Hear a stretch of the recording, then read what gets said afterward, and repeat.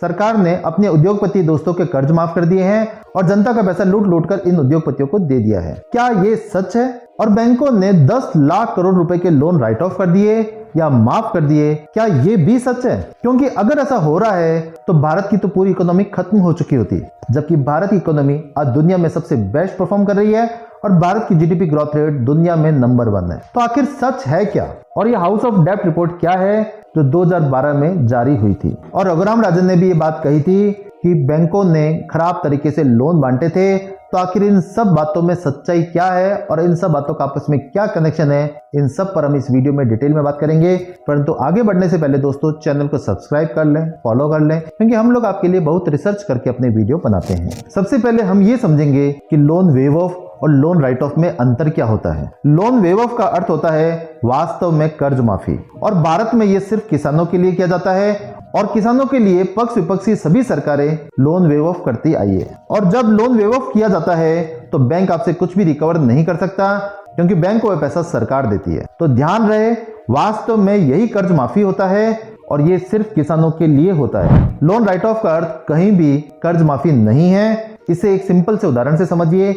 मान लीजिए किसी बैंक ने एक्स आदमी को रुपए उधार दिए, तो उस समय बैंक अपनी रिकॉर्ड में इस बात को लिख लेता है, जिसे हम बोलते हैं अपनी बुक्स में एंट्री कर ली। और वह एक्स आदमी कुछ समय बाद अपनी ईएमआई या इंटरेस्ट नहीं चुका पाता तो बैंक उसे खराब लोन मानता है, या बोले कि उसे नॉन परफॉर्मिंग एसेट्स या एनपीए कहा जाता है। तो सामान्य भाषा में एनपीए का अर्थ खराब लोन से है। और फिर बैंक अपनी रिकवरी का प्रोसेस शुरू करता है, जिसमें बैंक के आदमी उस आदमी के घर पर जाएंगे और उसके बाद भी अगर वह नहीं मानेगा तो बैंक उस पर कोर्ट केस करेगा और जिस प्रॉपर्टी के बदले में उसको लोन दिया गया है उस प्रॉपर्टी को ऑक्शन करने की तैयारी करेगा। और इन सब चीजों को रिकवरी प्रोसीडिंग कहा जाता है। ध्यान रहे दोस्तों, दो अलग अलग चीजें हैं। जब बैंक ने लोन दिया तब बुक्स में एंट्री करना अलग चीज है, और जब वह पैसा नहीं देता तो उसके बाद रिकवरी का काम शुरू करना अलग चीज है। अभी भी एक निश्चित अवधि के बाद एक्स आदमी बैंक को पैसा नहीं देता तो साधारण भाषा में बैंक को आरबीआई के रूल के अनुसार अपनी बुक्स के अंदर एक एंट्री पास करनी होती है, और अपनी बुक्स में उस 2 लाइन की एंट्री को करना ही लोन राइट ऑफ कहा जाता है। इसका कहीं भी ये मतलब नहीं है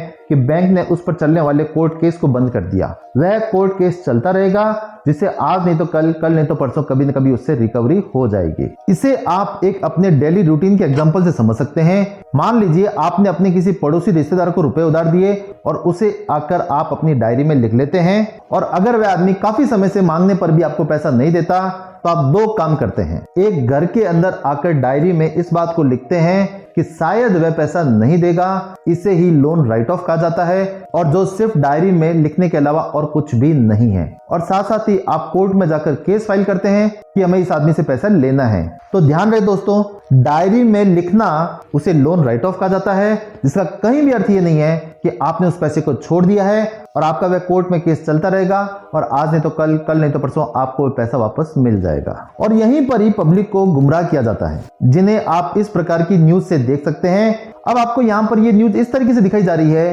कि बैंकों ने 10 लाख करोड़ रुपए का लोन राइट ऑफ कर दिया, अर्थात ये बताया जा रहा है कि ये लोन हमेशा के लिए माफ कर दिया, जबकि ये बैंक की किताबों में 2 लाइन की एंट्री के अलावा और कुछ भी नहीं है। और इसका कहीं भी अर्थ ये नहीं है कि बैंकों ने उन आदमियों से रिकवरी का काम बंद कर दिया। और ये न्यूज पूरी तरीके से छिपा दी जाती है कि रिकवरी प्रोसीडिंग कहीं बंद नहीं हुआ था, और इसी कारण ही बैंकों को 10 लाख करोड़ से भी ऊपर का अमाउंट वापस मिला था, जिसके बारे में कोई भी बात नहीं करता। और तो और विजय माल्या, नीरव मोदी, मेहुल चोकसी, इनके बारे में खूब बातें होती है। इन लोगों से भी 18,000 करोड़ रुपए बैंकों ने वसूल कर लिए हैं, जिसके बारे में कोई भी बात नहीं करता। अब आप सबके मन में कुछ प्रश्न जरूर उठेंगे कि ये रूल बनाया किसने कि अपनी बुक्स में इसे लॉस मानना पड़ेगा या अपनी बुक्स के अंदर 2 लाइन की एंट्री करनी पड़ेगी। ये रूल बनाया आरबीआई ने। तो क्या ये रूल 2004 से 2014 के बीच में था? जी हाँ, बिल्कुल था। उस समय भी था, उससे पहले भी था और आज भी है।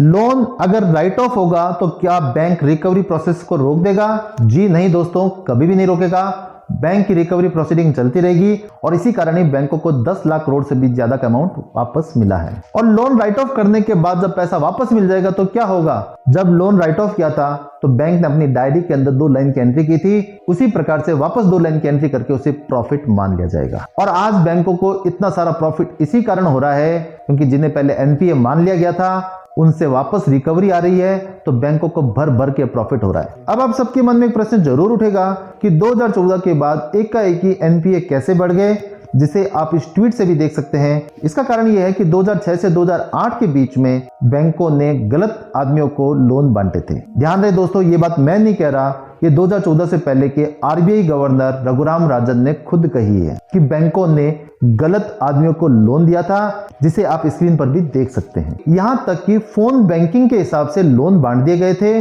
और उस अमाउंट का क्या किया गया किसी को मालूम नहीं है। और रघुराम राजन ने खुद आगे कहा है कि बैंकों का रिकवरी सिस्टम पुअर था और बैंक ढंग से रिकवर ही नहीं कर रहे थे। तभी तो जो विजय माल्या 2009 में ही एनपीए डिक्लेयर हो चुका था, वह आराम से आईपीएल की पार्टियों में मजे कर रहा था। और एक बार तो किंगफिशर को जब बैंकों से लोन लेना था तो बैंकों ने जब उनसे एसेट्स की सिक्योरिटी मांगी तो उन्होंने कहा हमारे पास कुछ भी नहीं है, और बैंकों ने उस कंडीशन में उनके नाम के आधार पर 900 करोड़ रुपए का लोन दे दिया। तो सोच कर देखिए लोन किस प्रकार बांटे गए थे, जबकि आपको आपके नाम से 1 रुपए का भी लोन नहीं मिलेगा। और उसी किंगफिशर को 900 करोड़ रुपए का लोन मिला था। और उस समय 2012 में आशीष गुप्ता जो क्रेडिट स्विस एजेंसी के थे, उन्होंने हाउस ऑफ डेब्ट रिपोर्ट जारी की थी और उसमें बताया था कि भारत के अंदर एनपीए कितना खतरनाक स्तर तक बढ़ चुका है। और उस रिपोर्ट में यह बताया गया था कि 39% कंपनियां तो ऐसी थी जिनके पास प्रिंसिपल चुकाना तो दूर की बात है, ब्याज चुकाने की भी पैसे नहीं थे, और ऐसी कंपनियों को लोन बांट दिया गया था। और इसी कारण ही 2014 तक जो एनपीए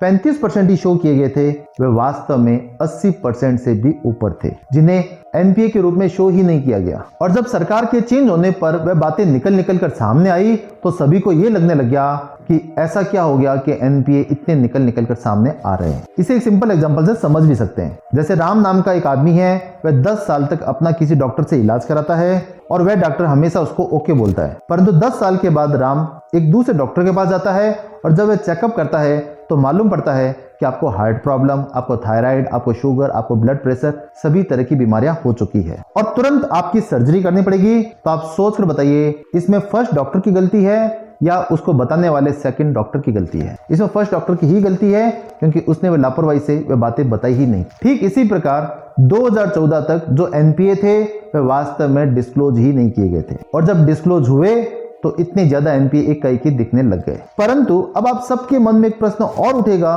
कि जब आरबीआई के रूल थे तो उन एनपीए को क्यों नहीं शो किया गया? इसका कारण है रीस्ट्रक्चरिंग ऑफ लोन। इसको इस बात से समझिए कि मान लीजिए किसी आदमी ने 1000 रुपए का लोन लिया और उसके पास चुकाने को 1000 रुपए तो दूर की बात है, ब्याज चुकाने के 100 रुपए भी नहीं थे, तो बैंक क्या करती थी? बैंक उस आदमी के लोन को 1000 रुपए से बढ़ा के 1500 कर देती थी, जिसे रीस्ट्रक्चर ऑफ लोन बोला जाता था। और जो 500 रुपए जो उसको एक्स्ट्रा लोन बढ़ाया गया है, उसमें से अपना 100 रुपए ब्याज काट लेती थी और 400 रुपए उस आदमी को वापस पकड़ा देती थी। इससे बैंक को यह फायदा होता था कि उसके एनपीए ढके रहते थे, उसके एनपीए शो ही नहीं होते थे, क्योंकि उस आदमी ने ब्याज चुका दिया। और उस आदमी को यह फायदा होता था कि उसके पास जब चुकाने को 100 रुपए भी नहीं थे, अब उसका ब्याज भी चुक गया और उसको 400 रुपए एक्स्ट्रा कैश मिल गया, जिसे वह आराम से अपने यूज कर सकता है। और जो लोन पहले 1000 रुपए का था, वह बढ़ के जो 1500 रुपए हो चुका है, उसका भी इसी प्रकार से रीस्ट्रक्चरिंग आगे से आगे करते रहेंगे। और इस हाउस ऑफ डेब्ट रिपोर्ट को आप गूगल पर सर्च भी कर सकते हैं। अब ये प्रोसेस कभी न कभी तो रुकना ही था,